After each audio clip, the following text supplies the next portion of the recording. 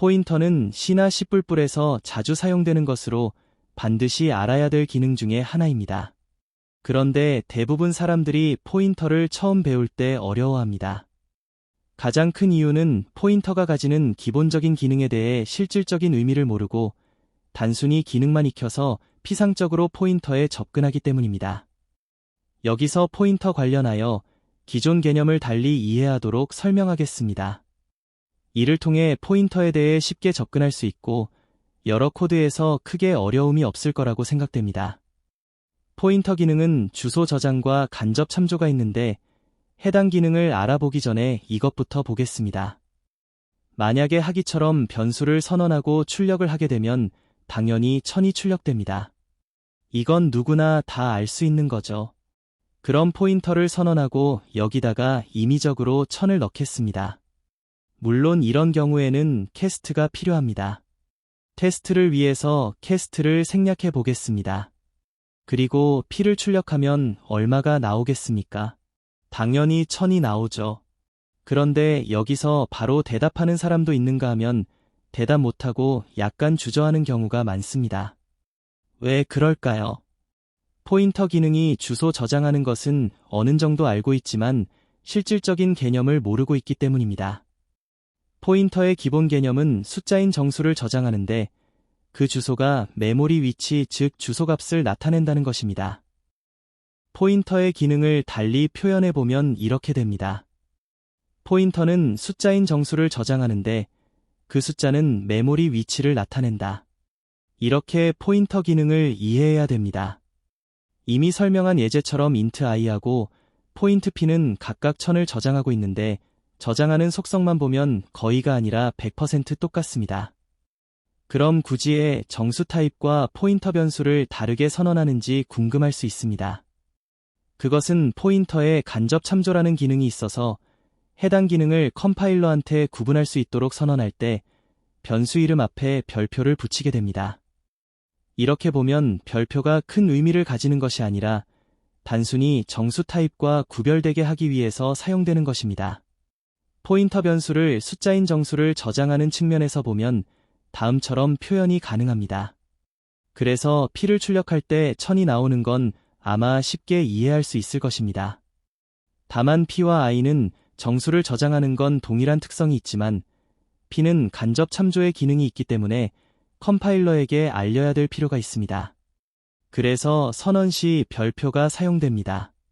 별표는 한 번만 하는 겁니다.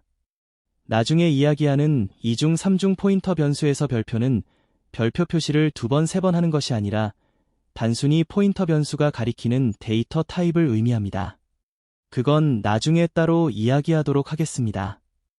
포인터 기능을 다시 이야기해보면 숫자인 정수를 저장하고 그 정수는 메모리 위치 즉 주소값을 나타낸다고 이해하면 됩니다. 포인터와 정수 타입은 정수를 저장하는 측면에서는 속성이 같다고 언급했습니다. 그럼 두 타입 간의 차이점을 살펴보겠습니다. 여기 0부터 255 숫자를 가진 공이 바구니에 있을 경우 하나를 골라 그 숫자를 저장할 때 한 바이트 크기를 가지는 차 타입의 변수를 선언합니다. 물론 이보다 큰 크기의 타입으로 선언 가능하지만 한 바이트 크기 내로 처리할 수 있어 굳이 큰 크기로 선언하지 않죠. 그리고 선언한 C 변수의 메모리 크기를 확인해보면 1이 나옵니다. 이번에는 포인터를 선언하겠습니다. 포인터 변수에 할당된 메모리 크기를 출력하면 어떻게 될까요? 여기서 1이 될까요? 아니면 다른 값이 나올까요? 그것은 해당 시스템에 따라 정해집니다.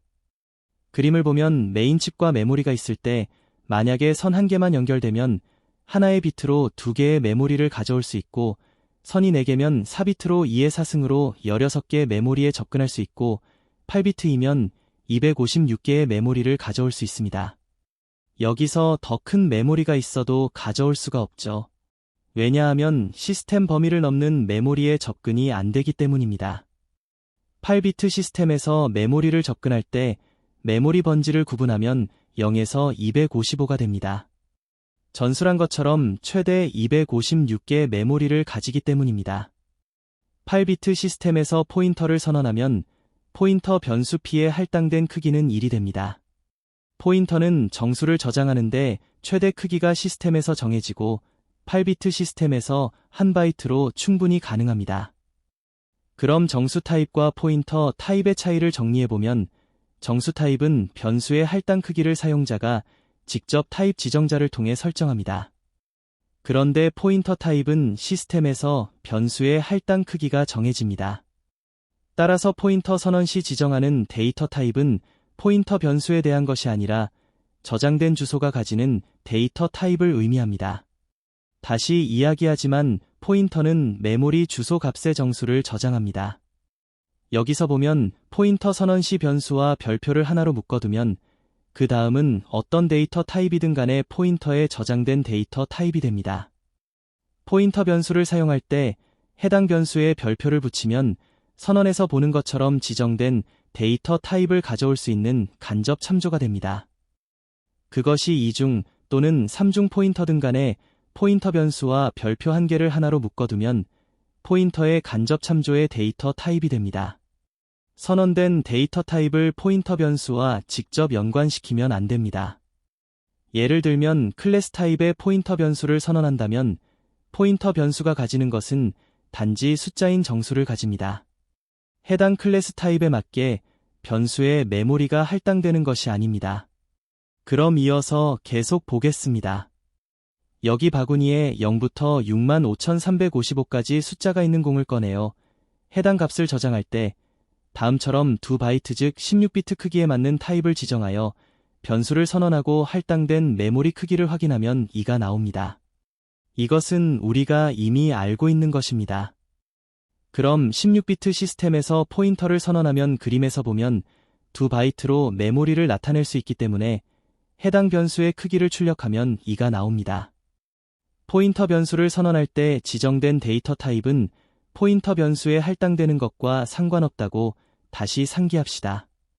선언된 차 타입만 보고 해당 변수의 크기가 1이 될 거라고 생각하면 안 됩니다. 포인터 선언 시 지정하는 데이터 타입에 현혹되면 안 되겠습니다.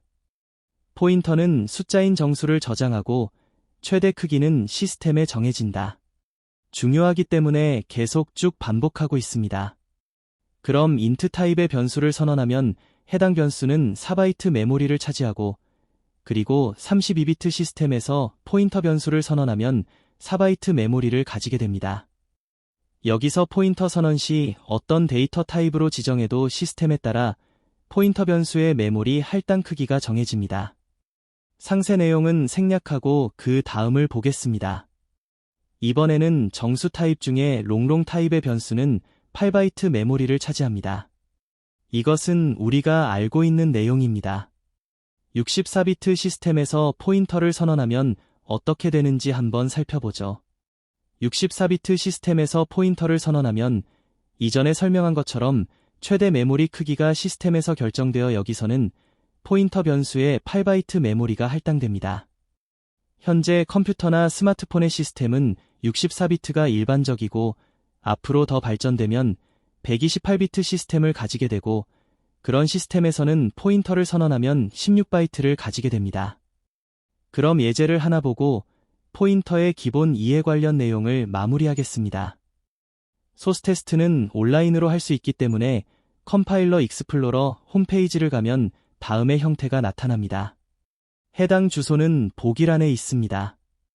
예제는 기트허브로 이동하여 7.2b 소스를 복사하고 다시 돌아와 여기 소스란에 붙여넣기를 하면 자동으로 컴파일이 됩니다.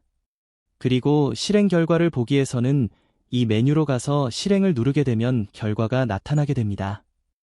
여기 코드를 보면 정수 타입의 변수 A는 전역 변수인 BAR2 주소를 저장합니다. 또한 포인터 변수도 전역 변수인 BAR 주소를 저장하고 출력 결과는 같습니다. 여러 번 강조한 것처럼 포인터 변수는 숫자인 정수를 저장합니다. 이런 측면에서 이야기하면 정수 타입과 속성이 100% 일치합니다. 여기 출력 결과를 보면 결국 같은 값을 출력하게 되겠죠. 다만 포인터 변수는 주소 참조 기능이 있기 때문에 선언할 때 변수 이름 앞에 별표로 마킹하여 정수 타입과 차이를 두는 것입니다. 포인터에 간접 참조하는 내용 관련돼서 좀 더 살펴보면 포인터 선언 후 값을 가져오거나 변경을 위해서 선언된 포인터 변수에 별표를 달면 지정한 타입의 값을 가져오게 됩니다. 주소 참조하는 방법은 이미 이야기한 대로 포인터 선언할 때 변수 이름과 하나의 별표를 제외한 나머지가 주소를 참조할 때 해당하는 데이터 타입이 됩니다. 좀 더 내용을 보면 간접 참조하는 방식은 포인터 선언할 때 이미 알려주고 있습니다. 선언부에서 변수 이름과 별표를 괄호를 치고 이것을 X라고 하면 해당 데이터 타입으로 선언된 사용하는 것과 유사합니다. 쉽게 간접 참조가 이해되실 것입니다. 그리고 클래스 타입의 포인터일 경우에 클래스 멤버 접근을 위해서는 포인터 변수와 별표를 가로로 묶고 난 후 점을 찍고 나서 해당 멤버를 가져옵니다. 이것은 별표가 곱하기 연산자와 구별되도록 하기 위해서입니다. 이렇게 하면 번거롭기 때문에 화살표 연산자가 제공되어 편하게 멤버에 접근할 수 있습니다. 간접 참조를 하게 되면 데이터 타입에 혼동하는 일이 생길 수 있는데 다시 이야기하지만 포인터 변수 자체는 정수를 저장하고 할당 크기는 시스템에서 정해집니다. 예제에서 포인터 P를 int 타입으로 간주하여 혼동하면 안 됩니다. 간접 참조할 때만 int 타입은 의미를 갖습니다. 여기서 포인터 변수 P는 64비트인 경우에 내부적으로 8바이트로 메모리가 할당됩니다. 그럼 예제에서 포인터 변수에 할당된 메모리 크기를 확인해보죠. 컴파일된 코드를 보여주는 창은 필요 없기 때문에 닫겠습니다. 그리고 여기 사이에 코드를 추가합니다. 해당 PT1과 PT2에 할당된 메모리 크기를 출력해보겠습니다. 사이즈가 8이 나옵니다. 64비트 전용 시스템에 맞도록 다시 설정해보겠습니다. 메모리 할당 크기가 8이 나옵니다. 그럼 이것을 32비트 시스템으로 컴파일러를 설정해 보겠습니다. X86은 32비트 시스템을 의미하여 해당 컴파일러를 선택합니다. 크기가 4가 나옵니다. 이미 이야기한 것처럼 포인터 PT1과 PT2는 메모리 주소값은 시스템 크기에 맞게 이미 설정된 크기 내로 저장됩니다. 사용자가 일반 변수처럼 지정하는 형태로 크기가 변경되는 것이 아닙니다. 이것으로 포인터에 대한 이해 관련된 내용을 마치겠습니다.